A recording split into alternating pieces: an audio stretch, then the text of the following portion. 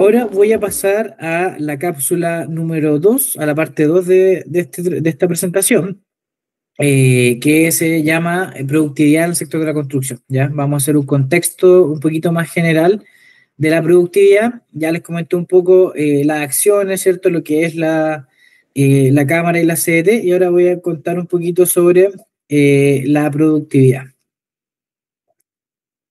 Si ustedes ven esta foto, por ejemplo, uno está en blanco y negro, uno podría ver que esta foto corresponde a, no sé, el 1900 y tanto, el trabajador con la carrería, probablemente pasando por una especie de puente improvisado, ¿cierto? Para poder acceder a otro lugar para ir a dejar, ¿cierto? En este caso puede ser el hormigón y hormigonar algún moldaje. Por lo tanto, esta acción, podría hoy en día la ver y podría decir, oye, es insegura, es una acción que es muy poco productiva porque la persona se está demorando un montón, tiene que hacer un esfuerzo físico gigantesco, tiene que pasar por obstáculos, ¿cierto? Eh, y claro, si uno lo ve, dice, esto es del año muy antiguo, y la verdad es que la foto es del 2023, ¿ya? Y el gran tema es que la industria de la construcción esto es, o sea, básicamente hemos estado estancados en lo que es las distintas metodologías, los procesos, y hacemos lo mismo de siempre y no estamos trabajando en cómo hacemos los procesos de forma más productiva, y en vez de pasar de esto que estamos viendo, quizás podemos pasar a esto, ¿ya?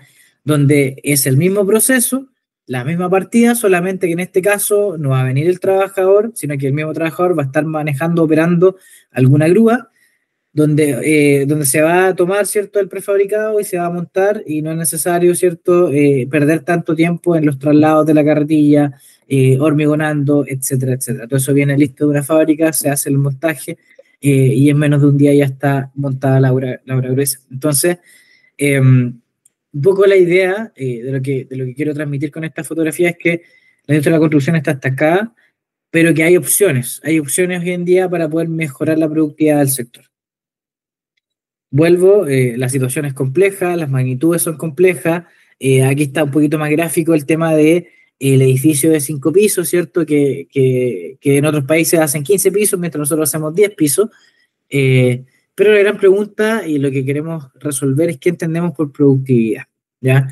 Yo le pregunté a mi gran amigo ChatGPT, ¿cierto? Yo ocupo ChatGPT igual que todos, y le pregunté qué era la productividad en el sector de la construcción, y me dijo que se refiere a la medida en la que los recursos, mano de obra, materiales, maquinaria, etcétera, se utilizan de manera eficiente para producir un determinado resultado, ¿ya? Es decir, cómo yo ocupo distintos recursos para producir un edificio, para generar una infraestructura, etcétera, etcétera. O sea, cómo yo aprovecho estos recursos para llegar a un output, ¿ya? Un ejemplo, aquí por ejemplo tenemos el ejemplo de la imagen, ¿es cierto? Tenemos el equipo A de la construcción tradicional, el hombre con la carretilla, etcétera, ¿cierto? En ese equipo trabajaron 50 personas, se demoraron 14 meses y gastaron, es muy referencial, ¿cierto? Gastaron 1.200.000. Por el otro lado, el equipo B, construcción más moderna, menos trabajadores, 40, 10 meses y gastaron menos. Entonces, uno puede calcular la productividad, ¿cierto? La productividad del equipo A era mucho menor a la productividad del equipo B, que podía generar a un tiempo más rápido, ¿cierto? Una mayor cantidad de edificios por trabajador y por mes que el equipo A. Entonces, ¿cuál es mi definición de productividad? ¿Cuál es la definición que yo les doy? Básicamente basándome también en lo que me dice el ChatGPT, una alta productividad indica que los recursos, el trabajador, los materiales, la cantidad de tiempo, está siendo bien utilizado de manera efectiva para producir este resultado. Ya nos vamos a quedar con esa frase y esto es lo que vamos a pensar cuando hablamos de productividad, cómo yo aprovecho los recursos, tanto trabajadores, maquinarias, tiempos, y los utilizo de manera efectiva para producir resultados. ¿Y por qué recalco en el efectiva? Porque hay un tema. Productividad no es lo mismo que eficiencia o eficacia, ¿ya? Hay que diferenciar aquí la eficiencia, la eficacia y la productividad. ¿Por qué? La productividad es solamente la cantidad de output por la unidad del input. O sea, básicamente la cantidad de recursos es una unidad de medida, la cantidad de recursos por el resultado generado. Entonces, básicamente uno puede hablar del metro cuadrado hombre día, o puede hablar del el costo por metro cuadrado, puede hablar también de la cantidad de muros generados por día, es una unidad de medida, ¿ya? Eso es productividad. La eficiencia tiene que ver con qué tan bien yo utilicé esos recursos disponibles, hablábamos de recursos anteriormente, para obtener un resultado, ¿ya? En comparación siempre con un estándar óptimo. O sea, yo tengo una línea base y a partir de esa línea base, si yo fui mejor que esa línea base, fui más eficiente, ¿ya? Aproveché de mejor manera los recursos, lo aproveché de forma eficiente. Y eso es distinto a la productividad porque yo tengo un indicador de productividad de esa tarea, ¿ya? Y la eficiencia me va a decir si lo hice mejor que la línea base o no, simplemente. Y la eficacia, cuando yo soy eficaz, es cuando solamente yo mido si es que alcancé o no alcancé los objetivos y metas que me propuse. O sea, construir un edificio, ¿ya? Construir un edificio sustentable. Yo lo construí, fui eficaz, ya lo construí, pero pude haber ocupado 80.000 trabajadores para construirlo en el tiempo. Entonces, mi objetivo era construir el edificio en 5 meses y utilicé 80.000 trabajadores. Llegué a los 5 meses, lo hice bien, fui eficaz, bien, alcancé los objetivos y las metas, pero no fui quizás tan eficiente y no fui tan productivo porque si yo mido la productividad, probablemente pudo haber sido menor a la productividad si lo hubiera ocupado de mejor manera o hubiera aprovechado de mejor manera los recursos. Aquí hay otro ejemplo, bueno, un poco lo mismo, ¿cierto? El equipo A terminó en el plazo, pero con sobrecosto. El equipo B terminó antes del plazo, con menor costo. Por lo tanto, el equipo B fue más eficiente, ¿cierto? Los dos fueron eficaces. El equipo B fue más eficiente y tuvo mayor indicador de productividad. ¿Cómo avanzamos? Ya tenemos el contexto, sabemos que hay un problema de productividad en el sector, entonces la gran pregunta es cómo avanzamos. La productividad se ha estudiado hoy en día, hay mucha teoría, hay estudios, el estudio más grande es el estudio de la Cámara Chilena de la Construcción, que lo realizó, se lo mandató a la consultora Matrix Consulting, y que se llama Impulsar la productividad de la industria de la construcción en Chile a estándares mundiales. Lo pueden buscar en internet, lo pueden googlear, está en todas partes, es un estudio que tiene 700 y tantas páginas, es súper extenso, pero habla siempre de cómo debemos avanzar, qué debemos activar, qué acciones debemos tomar para alcanzar la productividad de otros países de estándares mundiales. Y también están algunos informes de la Comisión Nacional de Productividad que hablan de la productividad en el sector de la construcción. El año pasado salió un último informe, pero que nuevamente se queda un poco en la teoría y nosotros necesitamos ir avanzando ya un poquito más a lo práctico.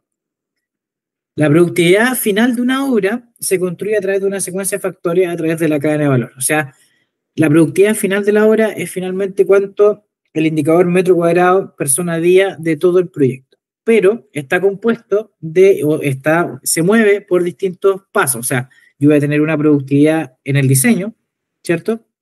Voy a tener una productividad también en la planificación y gestión, voy a tener también una productividad en la ejecución, cuando estoy construyendo el edificio, y voy a tener una productividad final, ¿cierto? Que es ya el ciclo completo de generar este proyecto.